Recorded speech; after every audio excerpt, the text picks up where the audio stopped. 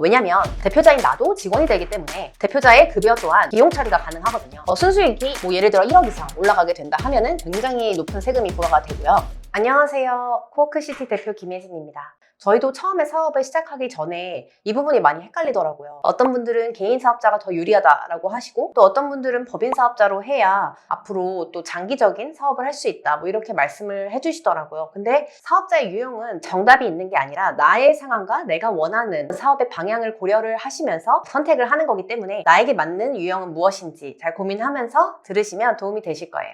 개인 사업자의 가장 큰 장점 3가지를 설명드릴 텐데요. 먼저는 간단하다라는 거예요. 개인 사업자는 홈택스로도 바로 당일에 신청이 가능하고요. 빠른 경우에는 3시간 안에도 사업자가 나오는 경우들도 많이 있더라고요. 내가 사업에 한번 도전해보고 싶다 하시는 분들은 또 이러한 장점을 활용하시면 좋을 것 같습니다. 두 번째로는 매출액이 아직 크지 않을 경우에는 세금이 적다라는 사실인데요. 내가 다른 데서 소득이 있는 상태가 아니라면 개인 사업자로부터 나오는 소득만 나의 소득이 되겠죠.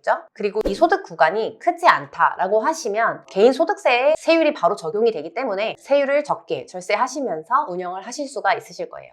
마지막 3번째로는 자금을 사용하는 데 있어서 법인 사업자보다 훨씬 편리하다라는 사실입니다. 개인 사업자는 아까 말씀드린 것처럼 내가 버는 소득에서 어차피 그 소득 자체를 모두 세금 신고를 하기 때문에 내 개인 계좌로 발생하는 소득을 자유롭게 사용할 수 있다는 큰 장점이 있습니다. 그래서 내 개인 계좌와 또 사업자 계좌를 따로 분리하지 않아도 관리하기가 훨씬 수월하고요. 편리성이 굉장히 높아진다는 장점이 있습니다. 네, 이번에는 법인 사업자의 장점에 대해서 알아볼 텐데요. 법인 사업자의 경우에 이제 소득 구간이 점점 높아질수록 개인 소득세는 아무래도 그 누진세율이 적용이 되기 때문에 최고 45%까지 세금이 부과가 될 수 있어요. 하지만 법인의 경우에는 소득이 2억까지는 10%, 그 이상이라고 하더라도 20% 정도이기 때문에 나의 사업이 소득이 높아질 것 같다라고 생각이 드시면 개인 사업자의 경우에는 세금이 굉장히 부담이 될 수가 있겠죠. 두 번째 이유는 법인의 경우에는 아무래도 신뢰도가 상승할 수 있다는 장점이 있습니다.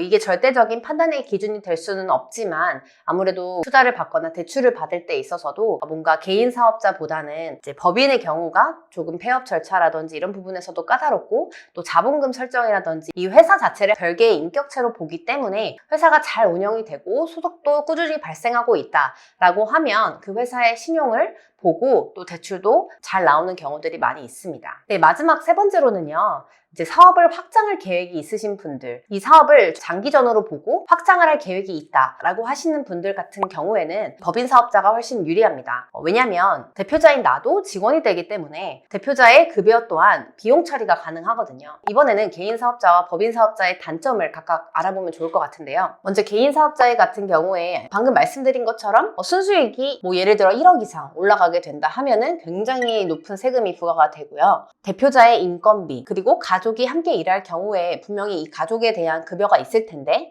이 부분들이 비용 처리가 안 된다는 단점이 있습니다. 그리고 사업자와 개인의 경계가 굉장히 모호하기 때문에 자금 흐름이 아무래도 법인에 비해서는 불투명해질 수밖에 없고, 투자나 대출을 받을 때에도 법인에 비해서는 신뢰도 부분에 영향이 조금 있을 수가 있어요.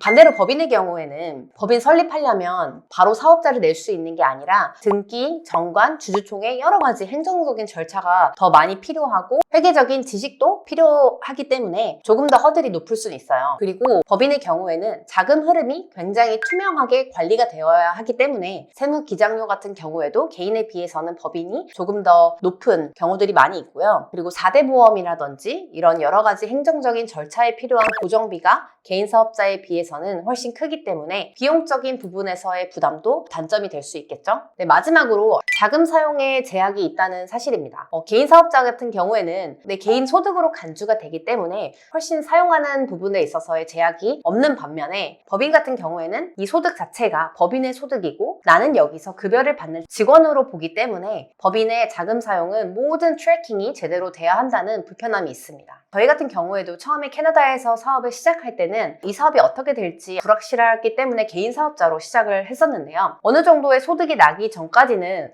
세금이 굉장히 적기 때문에 부담 없이 사업을 할 수 있다는 큰 장점을 누렸었던 케이스고요. 다만 이제 한국에서 저희가 본격적으로 코워크시티를 운영을 하자라고 했을 때에는 비용 처리할 부분이 굉장히 많은 것도 있었고, 이 사업 자체를 오랫동안 구조적으로 체계적으로 잘 한번 운영을 해봐야겠다라는 마음으로 법인 사업자로 시작을 했습니다. 물론 처음에는 이 사업이 어떻게 될지 모르는 경우들이 거의 대부분이기 때문에 개인 사업자로 시작을 해서 중간에 어느 정도 매출이 올라갈 것 같다라고 하면은 법인으로 전환하는 경우도 많이 있어요. 하지만 이 과정에서 또 신경 써야 할 부분들이 없지 않기 때문에 이 부분 또한 미리 사전에 잘 찾아보시고 현명하게 사업하시기를 추천드릴게요.